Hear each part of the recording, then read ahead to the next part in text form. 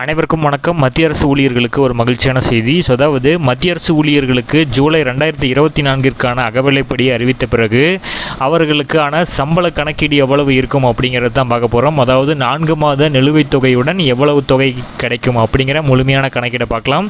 இந்த வீடியோவை ஸ்கிப் பண்ணாமல் கடைசி வரைக்கும் பாருங்கள். நம்ம சேனலை சப்ஸ்கிரைப் பண்ணாதவங்க பண்ணி வச்சுங்க. நம்ம சேனலில் சென்ட்ரல் மற்றும் ஸ்டேட் கவர்மெண்ட் சம்மந்தமான ஆல் அப்டேட்ஸ் போட்டுருவோம். அது மட்டும் இல்லாமல் பென்ஷன் சம்மந்தப்பட்ட முக்கியமான அப்டேட்ஸும் இருக்கும். மறக்காமல் சப்ஸ்கிரைப் பண்ணிடுங்க. வாங்க வீடியோக்குள்ள போகலாம்.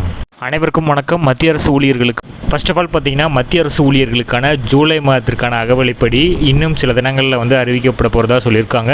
அது 3 அல்லது 4% உயர்வதற்கான வாய்ப்பு இருக்குது. தற்போது வரைக்கும் மத்திய அரசு ஊழியர்கள் பெற்று வருகின்ற அகவிலைப்படி 50% ஆகும். அதை வச்சு நம்ம ஒரு கால்குலேஷன் போடுவோம்.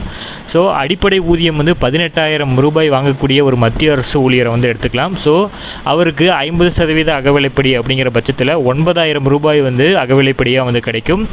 டோட்டலாக 18,000 + 9,000 24,000 ரூபாய் ஆச்சு.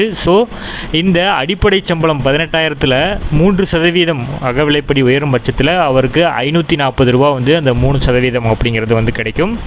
இது ஒரு மாதத்துக்கு. இதே 4 மாதத்திற்கான நிலுவைத் தொகையும் சேர்த்து பார்க்கும் பொழுது மொத்தமாக அவருக்கு கிடைக்கக்கூடிய ஊதியம் 29,160 ரூபா கிடைக்கும். அதாவது இது எப்படின்னா 9,000 ரூபாய் அகவிலைப்படி ஆல்ரெடி பெற்றுட்டு வர அந்த 53%. தற்போது பார்த்தீங்கன்னா இந்த 3% உயரும் பட்சத்தில் 540 × 60 அப்படின்னு நம்ம போடுறப்போ இந்த அகவிலைப்படி எல்லாமே சேர்ந்து 29,160 ரூபா கிடைக்கும். ஃபர்ஸ்ட் ஆஃப் ஆல் பார்த்தீங்கன்னா மத்திய அரசு இதுவே ஜூலை மாதத்திற்கான அகவிலைப்படி 4% இருக்கும் பட்சத்தில் அவருக்கு எவ்வளவு வரும்னு பார்த்தீங்கன்னா அதே மாதிரி அடிப்படை சம்பளம் 18,000, டிஏ 50% 9,000.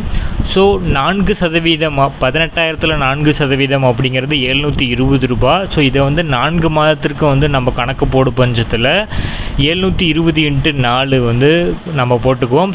டோட்டலாக அவருக்கு நவம்பர் மாதம் 1ஆம் தேதி வரக்கூடிய சம்பளம் 29,880 ரூபா கிடைக்கும். இதுதான் இந்த டிஏ உயர்வினால், அதாவது திருத்தப்பட்ட டிஏ உயர்வினால் ஏற்படக்கூடிய ஊதிய மாற்றம் இதுதான். 4 மாதத்தும் சேர்த்து பார்க்கும் பொழுது இந்த நவம்பர் மாதம் 1ஆம் தேதி வரும் பட்சத்தில் ஒரு பெரிய தொகை நமக்கு தீபாவளி பரிசாக